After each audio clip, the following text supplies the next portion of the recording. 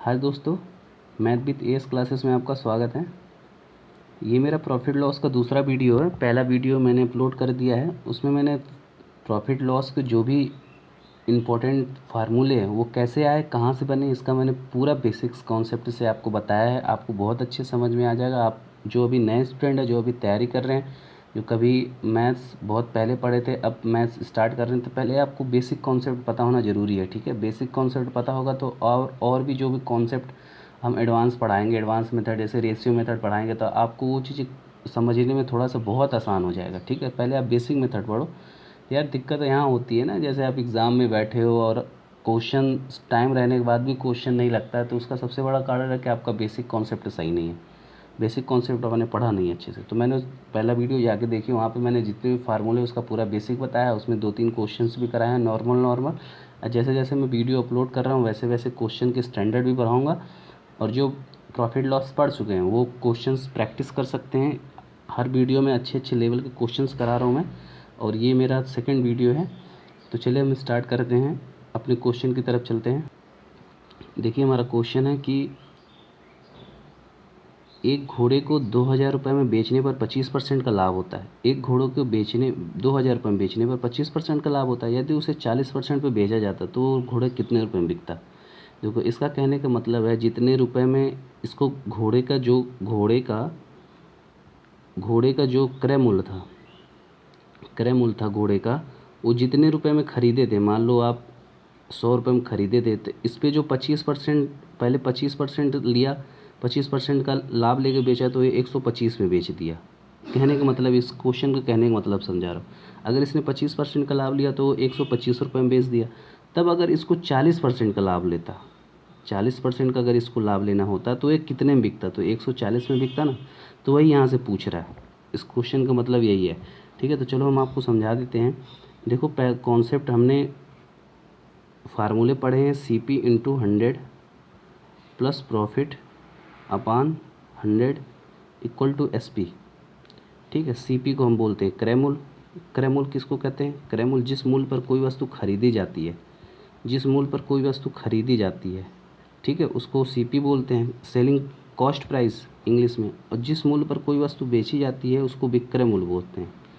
जिस मूल्य पर कोई वस्तु बेची जाती है उसे विक्रय मूल्य बोलते हैं। ठीक है, तो हमने क्या बताया आपको, CP into 100 plus profit upon 100 equal to SP। समझ में आ गया? ये आपका ये विक्रय मूल्य है, ये क्रय मूल्य है। अब ये आया कैसे, मैंने पहले वीडियो में समझाया, लेकिन फिर से इस वीडियो में समझा देता हूँ आपको, एक बार और से समझा देता हूँ। देखो, मान लो आप कोई चीज़ 500 रुपये में ख़रीदे, कोई बुक आपने 500 में ख़रीदा। अब आपको किसी को देना उसको, तो आप सोच रहे हो यार इस पर मैं क्यों ना कुछ लाभ ले लूँ।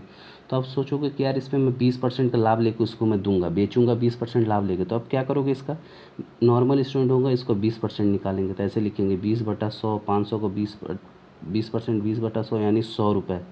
तो मुझे कितने का लाभ लेना है, 100। तो आप फिर 500 में 100 ऐड करोगे, तब लिखोगे यार अब इस किताब को हमको 600 रुपये में बेचना है, 600 रुपये में बेचना है। लेकिन आप कंपटीशन की तैयारी कर रहे हो, आप ऐसे नहीं करोगे। आप डायरेक्ट कैसे करोगे ये बता रहा हूँ। ये देखो, 600 रुपये कैसे, एकदम बेसिक से कैसे आप करते हो, क्या सोचते हो, उस तरह बताए। अब मान लो आप 500 रुपये में कोई चीज़ खरीदे, अगर 20% आपको लाभ लेना है तो आप डायरेक्ट 120/100 लिख सकते हो। डायरेक्ट लिख सकते हो 120/100। 100 में उतना ऐड करके 100 से भाग दे दो परसेंट निकालने के लिए। ठीक है, 100 में उतना ऐड कर दो 20, और उसी 100 से भाग दे दो जितना परसेंट आपको लाभ चाहिए। अब देखो, इसको कट करो, इसको कट करो, कितना 600 रुपये तब भी तो आया, तब भी आया ना। तब हमको एक बात बताओ कि अगर अब इसका इस फार्मूले से रिलेट करो। देखो, अब समझ में आ जाएगा कि फार्मूले कहाँ से बने। कोई चीज़ आपने 500 रुपये में ख़रीदा, क्रय मूल्य इसका 500 रुपये है। अब इसको 20% आपने लाभ ले लिया, 20% लाभ ले लिया, ठीक है, मैंने 20% लाभ लिया, 120/100 कर दिया। तब आप उसको कितने में बेचोगे, कितने में बेचोगे, 600 रुपये में बेचोगे, तो इसका विक्रय मूल्य 600 रुपये हो जाएगा। तो इसका विक्रय मूल्य SP इतना है।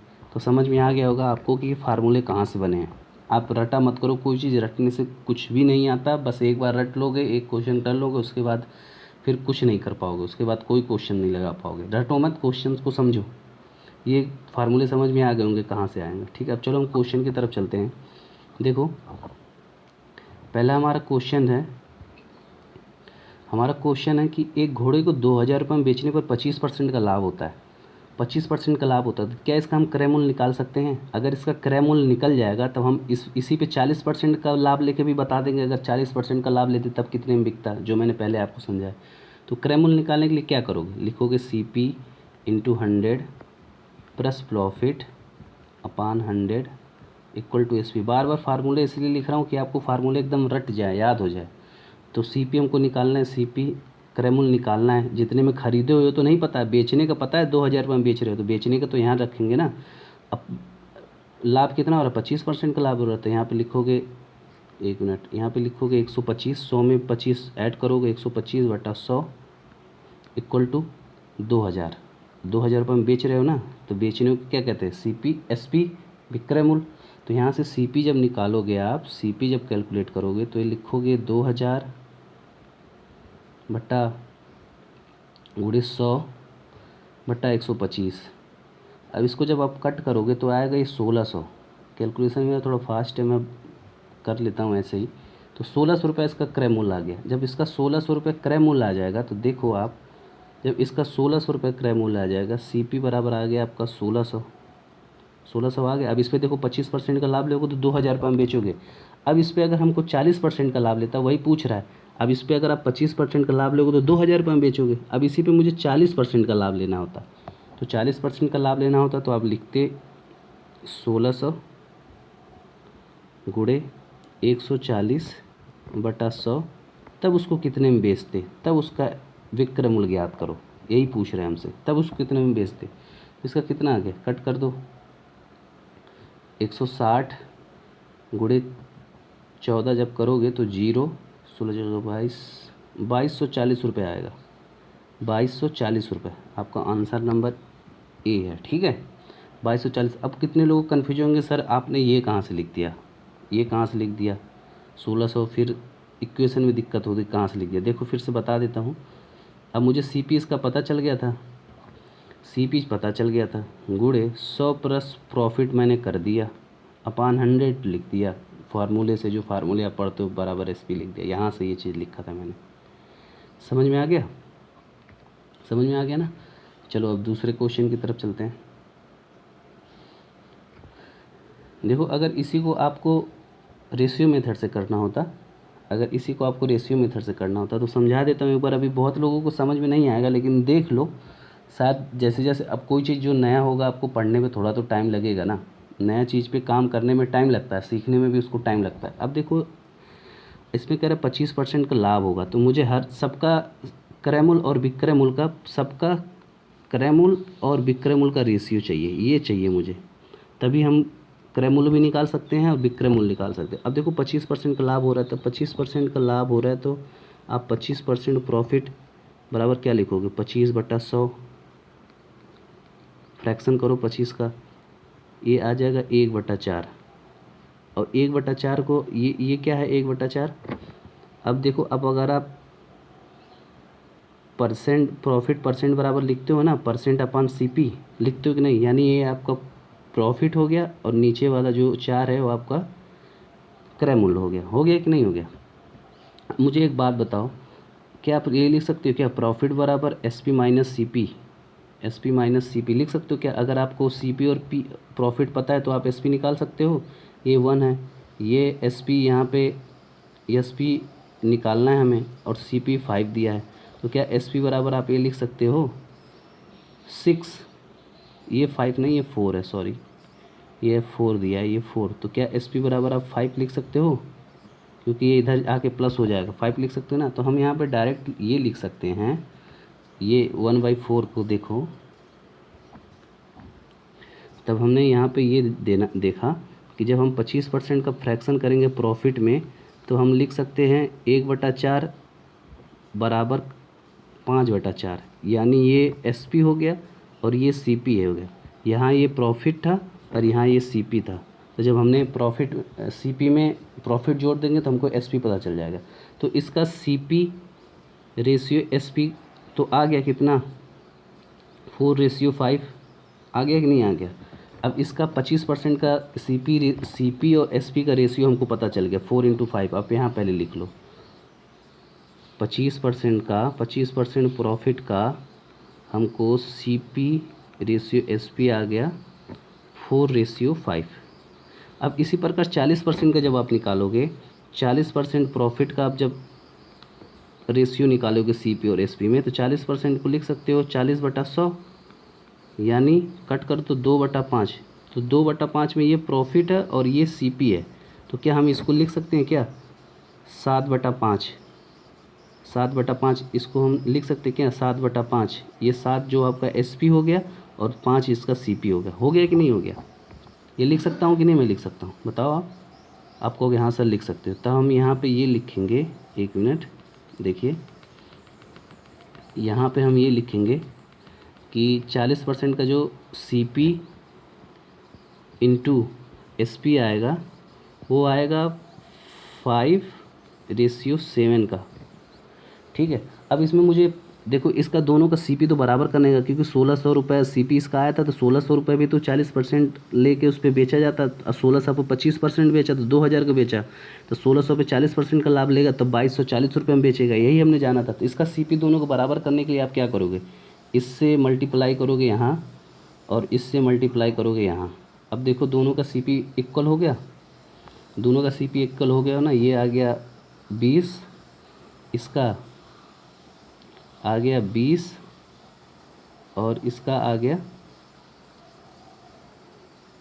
इसमें 5 से मल्टीप्लाई करोगे ना, इसमें 5 से मल्टीप्लाई करोगे इससे, और इसमें 4 से मल्टीप्लाई करोगे। ये आ गया 20/25 और इसका आ गया 20/28। ठीक है। इसका 20/25 और इसका 20/28 आ गया। तो आप यहाँ से ये लिखो कि अब हमारा जो सीपी रेशियो एसपी है, इसका 25% वाला का, उसका आ गया 20/25 और इसका जो रेशियो है 40% वाले का, ये 40% वाला क्या है, इसका आ गया 20/28।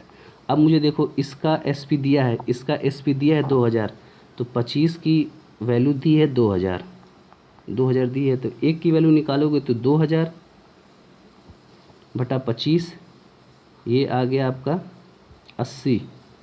जब एक यूनिट की वैल्यू 80 आ गई तो 28 यूनिट की वैल्यू पूछ रहा है, क्योंकि यहाँ पे भी एसपी ही हमसे पूछ रहा है, तो 28 यूनिट की वैल्यू पूछ रहा है। तो अब 28 गुणे 80 कर दोगे तो ये भी आएगा 2240 रुपये। ठीक है। ये आपका आंसर नंबर 1। ऐसे भी ये रेशियो मेथड है। अभी थोड़ा सा जो अभी नए नए पढ़े हैं उसमें थोड़ा सा समझने में थोड़ी सी प्रॉब्लम आई होगी, लेकिन जैसे जैसे क्वेश्चन आगे जाएगा मैं रेशियो मेथड हर एक क्वेश्चन में बताऊंगा तो आपको समझ में आने लगेगा। अभी ये थोड़ा सा पहली बार था और स्क्रीन भी छोटा है, तो इस वजह से आपको इतने अच्छे से समझ में नहीं आया होगा, मुझे पता है। लेकिन आपको बेसिक कॉन्सेप्ट तो आ गया होगा, इतना 100% मुझे कन्फर्म है कि बेसिक कॉन्सेप्ट आपको आ गया होगा। ठीक है। चलिए हम दूसरे क्वेश्चन की तरफ चलते हैं। देखिए दूसरा क्वेश्चन है हमारा, मोहन ने अपना प्लाट 2 लाख रुपए में 20% हानि पर बेच दिया। वह उसे कितने रुपए में बेचता कि 10% की हानि होता। वही क्वेश्चन है। पहले जितना इसका क्रयमूल निकाल लो। इसका जब आप क्रयमूल निकालोगे, प्रॉफिट अपॉन 100, आप फार्मूला हमेशा लिखा करो। इसका जब आप क्रयमूल निकालोगे तो लिखोगे सीपी इंटू 20% हानि हो रही, यानी 100 में 20 घटा दोगे, 80/100 लिखोगे, बराबर 2 लाख। तो सीपी आ जाएगा यहाँ से आपका 2 लाख गुणे 100/80। ये कट कर दोगे तो आपका आ जाएगा, ये 25 बार जाएगा तो आपका आ जाएगा सीपी जो आ जाएगा वो आ जाएगा 2.5 लाख। सीपी आ जाएगा 2.5 लाख। यहाँ से आपका देखिए सीपी जो आ गया, एक मिनट, सीपी जो आ गया आपका वो आ गया 2.5 लाख रुपए।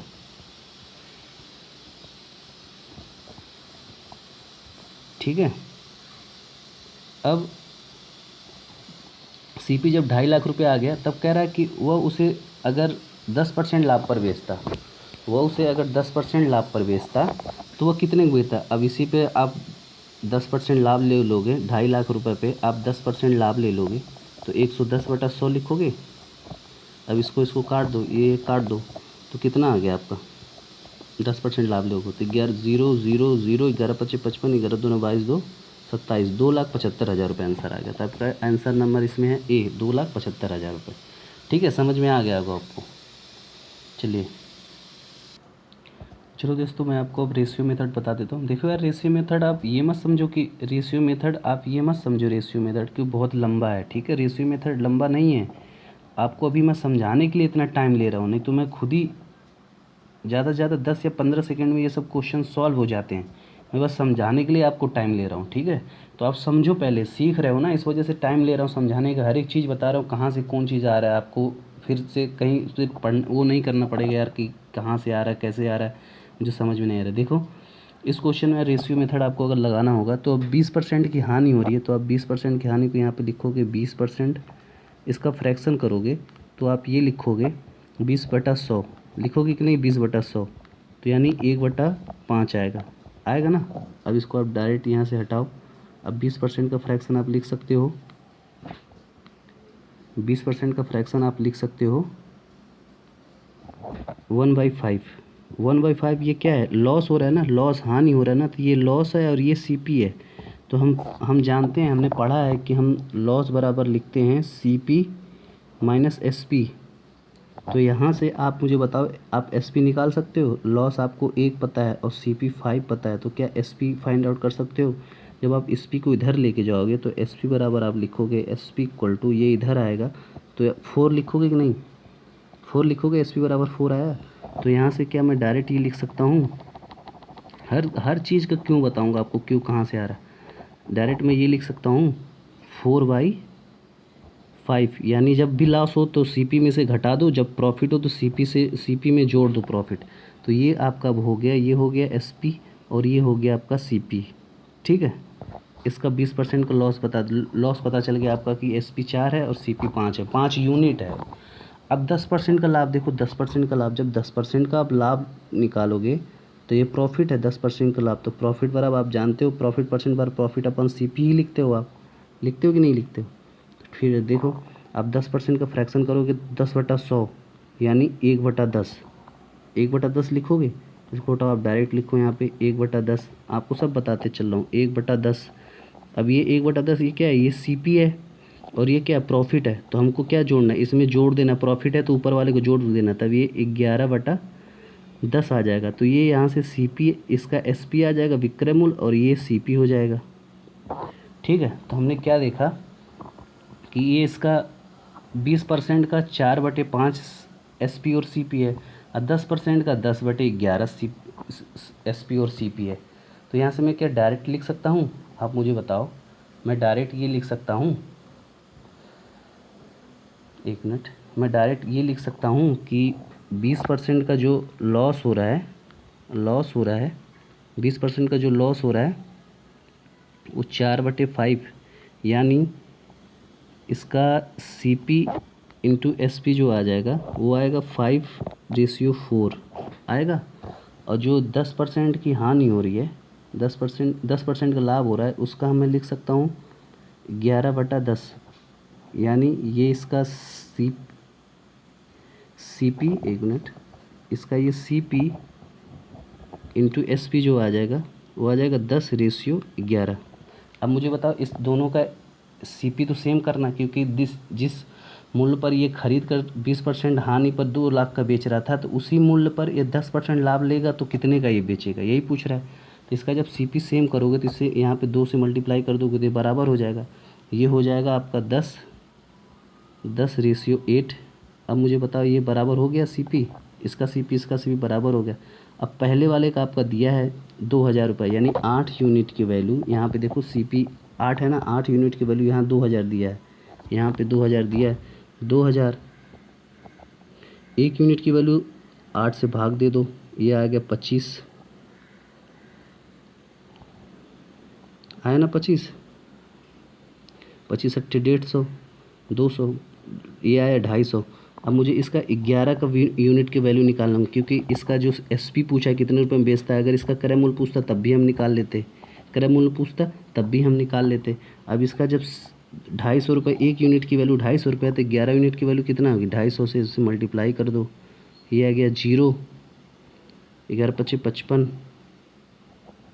11 दूना 22, ये यहाँ पे 2 लाख है ना, 2 जीरो और बढ़ा लो तो ये 2 जीरो और 25,000 आएगा। तो यहाँ पे 25,000 करो तो 1 मिनट, 25,000 करोगे तो ये भी जीरो, 1 जीरो, ये 11 दूना 11 पच्चीस 55, 11 दूना 22, 2 27, ये भी 2,75,000 रुपये आएगा। ठीक है, तो यहाँ पे 1 यूनिट की वैल्यू देखो आपकी 8 यूनिट की वैल्यू आई है।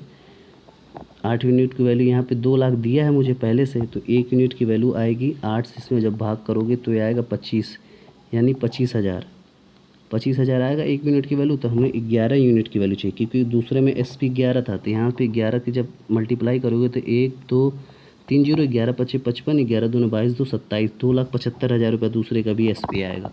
तो यहाँ से आप आंसर नंबर 1 भी फाइंड आउट यहाँ से भी कर सकते हो। देखो ये मार्क प्राइस में जब आप डिस्काउंट पड़ेगा ना, तो वहाँ पे रेशियो मेथड बहुत जल्दी क्वेश्चन सॉल्व करोगे। पहले आप सीखना चाहो, पहले आप सीखो इसको। ठीक है, चलो दूसरे क्वेश्चन की तरफ चलते हैं। देखो तीसरा क्वेश्चन हमारा है, एक व्यक्ति 20 वस्तुएं हैं और 1 रुपये की कीमत पर बेचने पर 20% का लाभ कमाता है। तो यहाँ पे दिया है 20 वस्तुओं का SP 1 रुपये है, 1 रुपये, यानी 1 रुपये में 20 वस्तुएं बेचता है, 1 रुपये में वो 20 वस्तुएं बेचता है। कह रहा है तदनुसार उस 1 रुपये में 20 वस्तुएं जब बेचता है तो 20% का लाभ कमाता है। तदनुसार उसके द्वारा 1 रुपये में खरीदी गई वस्तुओं की संख्या, 1 रुपये में आप खरीदी गई वस्तुओं की संख्या पूछ रहा है। अब देखो जब 20% लाभ कमाता है, 20% ये लाभ कमाता है, तो 20% लाभ किस पे कमाएगा? क्रय मूल्य पे कमाएगा। तो यहाँ से 20 वस्तुओं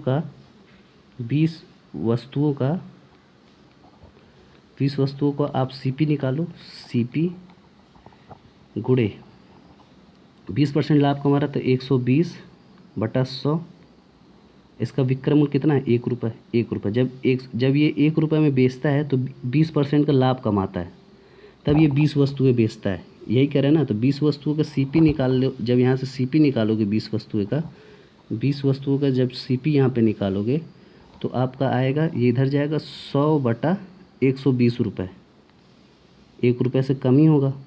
100/120 रुपये को ये खरीदा हुआ, ये क्रय मूल्य है ना 20 वस्तुओं का, तो 100/120 रुपये में ये 20 वस्तुएं खरीदता है। 20 वस्तुएं खरीदता है 100/120 रुपये में।